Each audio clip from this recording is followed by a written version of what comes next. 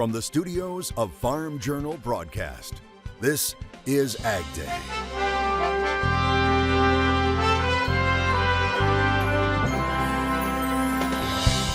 Getting seed into the ground. They're got to be more stringent as far as applying their nitrogen. What farmers in Louisiana are facing amid higher costs. I believe that will continue into probably the 23 season. We break down those price pressures as new numbers show just how much more we're all paying for everything from food to fueling our vehicles and equipment. We're covering it all from this year's Commodity Classic right now on AgDay. Good morning, I'm Clinton Griffiths in New Orleans, where Commodity Classic is well underway. The event back to being in person this year, taking place at the Convention Center here in the heart of downtown. And there's much to discuss, from higher prices for commodities to the higher price for inputs, including fertilizer, and what we're paying to fuel our vehicles and all of that farm equipment. All of this as uncertainty remains about where inflation, interest rates, and the global economy are heading right now. And new eye-popping numbers are adding to those worries. The government reporting the Consumer Price Index rose to 7.9% for the 12 months ending in February. The report is a key inflation measure. It represents the sharpest spike since 1982. Inflation has now reached new 40-year highs for 4 months in a row. Gas, food, and housing all driving the increase, with gas prices alone contributing nearly a third of the overall inflation increase. Now, this number doesn't even include the oil and gas price surges that followed Russia's invasion of Ukraine. Now, since then, prices across the country have jumped about 62 cents a gallon. AAA says the national average now stands at $4.31 a gallon. As for food costs, they are also up 7.9% and up 1% from January to February. Input availability and prices continue to be a big concern for farmers here and across the U.S. First slowed by COVID, now the conflict in Ukraine. Companies here say these issues are likely to stick around for the foreseeable future, problems exacerbated by logistic shortfalls here at home. Now, I asked a couple people here at Commodity Classic about that. Specifically, take nitrogen products. There's a lot of production down in Oklahoma as well as New Orleans area. And to get that product into the Corn Belt generally takes somewhere between 10 and 20 days of rail time to get to your local co-op. Well, this year those times from loading to destination are about 20% greater than that. And so after a few weeks of slow rail deliveries, we actually could lose easily one full turn of that car, or the capacity to get product from point A to point B. I believe that will continue into probably the 23 season. And I just think a little bit is also that whole lag of COVID, right? I mean, in the pandemic. And so I would say probably through the 23 season, we'll be still working through probably some of those elements. But I'm optimistic that 24 will be back to normal. Both told me it's important for producers to have a plan, not just wait and see what happens. That includes already starting to look at next year. Even as input prices rise, export sales are also making headlines. USDA reporting sales to all destinations top 2 million tons each for corn and soybeans. That's the first time that has happened since September of 2020. Those include big buys coming from China to soybeans last week. Now, total soybean sales coming in at more than 2.2 million metric tons. Of that, Beijing purchased more than 1 million metric tons. The strong export sales helping to fuel corn and soybeans. Those were up double digits yesterday. And as uncertainty remains about the impact of the Russian invasion of Ukraine, more companies are announcing they're halting business in Russia. Deere & Company saying it's halting shipments of machines to Russia 2 weeks ago. It has also stopped deliveries to Belarus, as well as suspending operations at its plants in Russia. Deere says Ukraine and Russia account for about 3% of its annual sales. Caterpillar also saying it has suspended operations at its plants in the country. And food companies also continuing to pull out of Russia, including the world's biggest food company, Nestle. It said it would stop investing in Russia, but would continue to supply essentials. In an effort to curb higher prices and promote ethanol use, a bipartisan group of senators is introducing the Homefront Energy Independence Act. That legislation would make the sale of E15 year-round permanent and establish an E15 and biodiesel tax credit, along with streamlining E15 labeling. It would also provide funding for E15 infrastructure. Now, that legislation is sponsored by Chuck Grassley of Iowa, Tammy Duckworth of Illinois, Tammy Baldwin of Wisconsin, Roger Marshall of Kansas, and Deb Fisher of Nebraska. Senator Grassley says the current excess ethanol capacity here at home is nearly the same as the amount of Russian gas the U.S. has been importing. A winter storm is continuing to push across the country, now on its way to the East Coast. Meteorologist Matt Yurosavik, he's been tracking it for us. Matt? Yeah, this winter storm is moving towards the East Coast and right now really stretched across the country as a warm front starts to bring some of that snow up into parts of Michigan, Indiana, even into Ohio. It's going to be a very kind of stretched out front as we head through today. All that snow all the way from places in southern parts of Canada all the way down to the panhandle of Oklahoma and Texas, still bringing snow down that way as well. So if we put this in motion, this storm system moving quickly towards the East Coast, notice by 6 o'clock later this evening, a cold front helping to sweep this thing eastward. But still, this low kind of moving up into the mid-Atlantic states, bringing a very long, outstretched region of snow. As this thing gets going, though, a secondary low joins in, really starts to deepen this storm system, bringing a lot of heavier snow to the mid-Atlantic and interior parts of New England. And that thing is way on out of here as we head into Sunday with just a clipper system on the backside heading into the second half of the weekend. And here's an updated look at that snowfall. 6 to 12 inches right through the middle part of the mountains up through Pennsylvania and New England, with a foot plus possible from New York up into parts of Vermont. We'll have more coming up on that in just a little bit.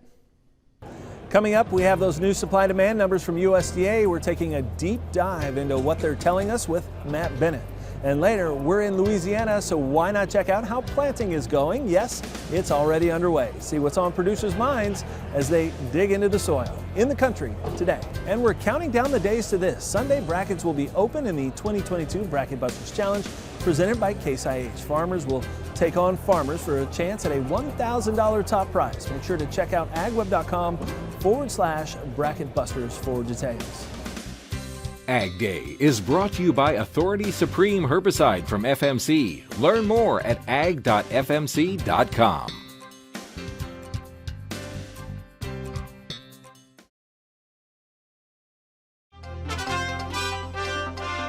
Most real estate watchers are expecting land values to keep climbing this year. National Land Realty says 70% of brokers are calling for values to increase. They say there were significant positive sales in the rural land real estate sector last year, with recreational land and farmland leading the way. The survey says more than 41% think that land values will appreciate this year by as much as 5%. Now, surveyors say with all of the traumatic events from last year, people continue to not only invest in land outside of cities, but they also want to live on the land they buy and reconnect with the great outdoors. They say the move away from urban areas is now more possible thanks to remote or hybrid working.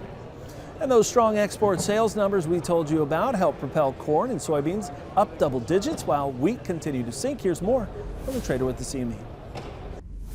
In the weekly export sales report for the week ending March 3rd, net corn sales came in at a whopping 2.166 million tons. Cumulative sales have reached 79.1% of the USDA forecast for the entire year. The 5-year average for this time of the year is 74.3%. So we are running well ahead of the pace to reach the current expectation by the USDA, and we could see adjustments higher in the future. December corn support comes in at 625 1/4 and 616, with 665 and 672 1/2 as next resistance. Thank you, Terry Rogensack, coming to you from the CME Group. We got up with Matt Bennett here at Commodity Classic. He's with agmarket.net. Matt, as we talk about the USDA report that came out this week, were there any numbers that jumped out to you that maybe folks need to be paying a little bit closer attention to? You know, carry out tightened up for both corn and beans. We know that. But one of the most fascinating things is the world ledger for soybeans. In the last 3 months, January, February, and March, We've lost 28 million tons of world production. And if you look at what carryout has dropped with that 28 million drop, we went from 102 down to 90. So we've only lost 12 million on carryout, which suggests that the USDA is saying, guess what, we're going to really ration demand. People say, well, that means prices really have to go up. Well, we're still looking at $16, $17 beans. And so you've got to be careful to make that assumption, but there's no doubt they're counting on a fair amount of rationing moving forward. How much volatility is left in these markets? I mean, we've seen it with oil over the last couple of days. What does that mean for overall commodities and grains in particular? I think that there could still be plenty of volatility left. And I'm just trying to encourage my producers, don't get oversold. You know, be in a situation where your physical bushels, you've got some flexibility. I don't want to be in a position like I was in 12, because in 12 a lot of folks were selling as the market rallied to levels they hadn't seen in a long time. And I think what's stuck in their head is that in 2008 the market stepped off a ledge after pollination. You lost $5 on Dees corn from the middle of summer out to whenever December corn expired. So they didn't want to miss that. They sold too much, and then they didn't raise a crop. So for me, I've got to find a way to merge those two situations. Get some protection for yourself. Don't just sit on the sidelines and do nothing, but don't sell too many of your physical bushels, because if you do and you don't raise a crop, especially in the Western Corn Belt with the issues we've got with dryness, that could be a devastating situation. All right, appreciate it, Matt. Thank you so much for being here. We'll be back with more Ag Day from Commodity Classic coming up in just a minute. To contact Matt Bennett at Ag Market, call 844-4AG-MARKET or visit their website at www.agmarket.net. Get in the game and be part of the 2022 Bracket Busters Challenge presented by Case IH. It's farmer versus farmer for a chance to win the $1,000 top prize. Head to agweb.com today to fill out your bracket.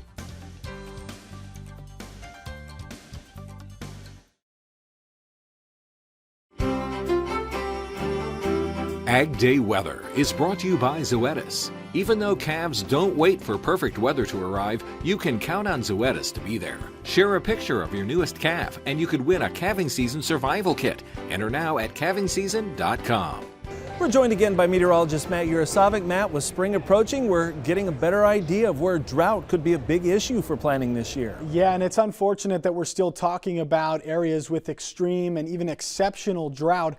We're looking at about a month ago here with our drought monitor showing you that a lot of it's still back there in the west. We've had some improvements, but not a ton, not a significant amount. So if we put this in motion here, what you're going to notice is still most of that extreme and exceptional drought kind of sitting in those places where it has been from last week, and then to our new drought monitor right here, getting even a little bit worse than expected here in parts of Oklahoma, Texas, down into New Mexico, and staying pretty extreme in that extreme drought category in parts of Montana, over towards Nevada and the Cascade Mountains as well. We've also got abnormally dry conditions starting to expand across the East Coast, even after a lot of moisture that moved through there as we headed through really the last couple of weeks. So still a lot of moisture is going to be needed to improve things back here in the west, which is the area where we're watching for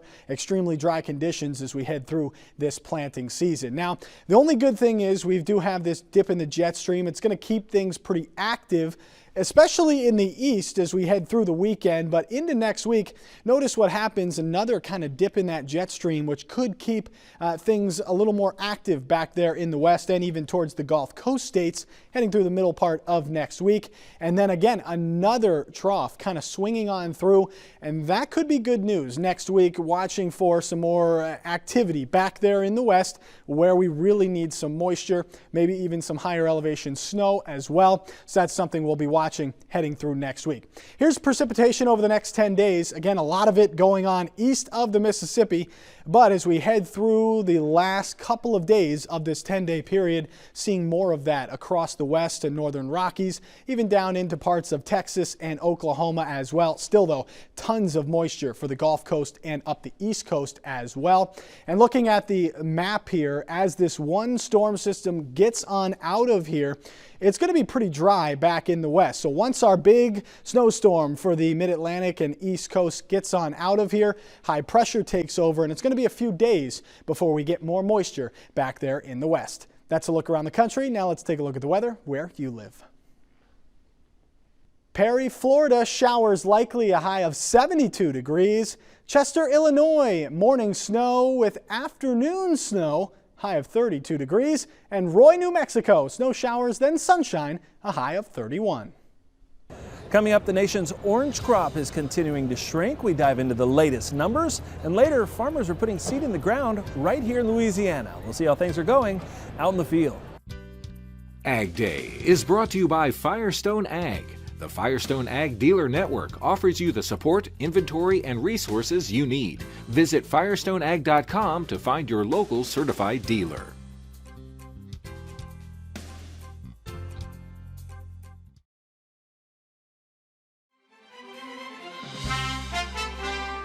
The outlook for Florida's orange crop continues to drop. USDA has once again cut its estimates for the state's production. It's now estimated at 41.2 million boxes. That's a cut of 5% from last month's forecast. It would take the crop down by 22% from last season. Now, if those numbers hold, it would be the lowest output since the 1940s.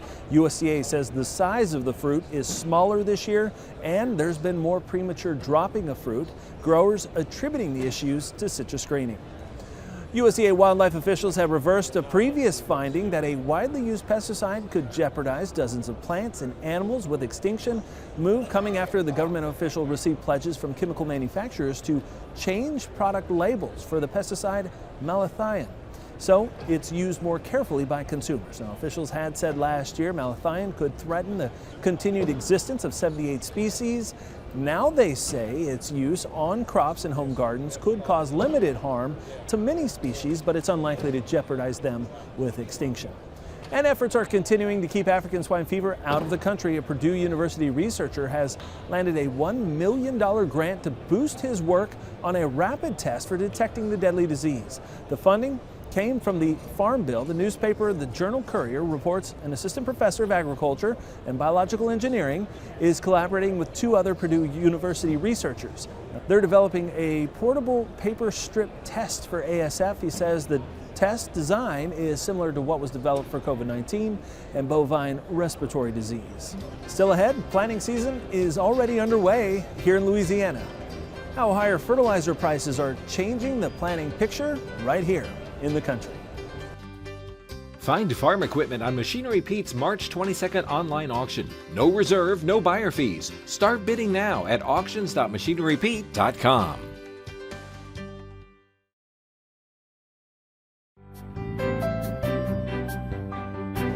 Back here in Louisiana and New Orleans at this year's Commodity Classic. Now, during the first week of March, Louisiana corn farmers took advantage of warm, dry weather and started putting some of the seed into the ground. LSU Ag Center reporter Craig Gautreaux has more on how high fertilizer prices are factoring into planting decisions right here in Northeast Louisiana. During the first week of March, Louisiana corn farmers took advantage of warm, dry weather and started putting seed into the ground. Corn requires a considerable amount of nitrogen fertilizer, and prices for fertilizer have more than doubled. It will cause some acres to shift to other crops, but it will not be a significant number. More than likely a little less due to higher fertilizer prices. Higher price of beans and cotton can shift some of that corn acreage to soybeans and cotton. Because of high fertilizer prices, Foster said farmers should be more efficient with their nitrogen applications. They're going to be more stringent as far as applying their nitrogen. We're recommending, split applied nitrogen, applying some at planting, then some around that V6 growth stage, and then you could go back with another shot at tassel if needed. Some corn growers jumped the gun and planted in late February. Foster said soil temperatures should be the deciding factor when to begin planting. It's not a good idea to have seeds sitting in cold ground. The seed treatments do degrade over time. Looking at corn, we want an optimal temperature at 55 degrees. Anything cooler than that can cause chilling injury on those young corn plants. Foster plans on having 20 on-farm hybrid variety demonstration plots across the state. These trials provide vital information to farmers. Different soil types, growing conditions, management practices really gives growers a good idea how these corn hybrids perform over Louisiana. With a fast start, it is possible that much of the state's corn crop will be planted by the end of March. With the LSU Ag Center, this is Craig Gautreaux reporting. All right, thanks, Craig. Now, total acreage for Louisiana is expected to be between 500,000 to 525,000 acres this year, which is a decrease of about 40,000 acres from last year. And that's all the time we have this morning. We'll have more from this year's Commodity Classic Monday right here on Ag Day. From all of us here, I'm Clinton Griffiths. Have a great day.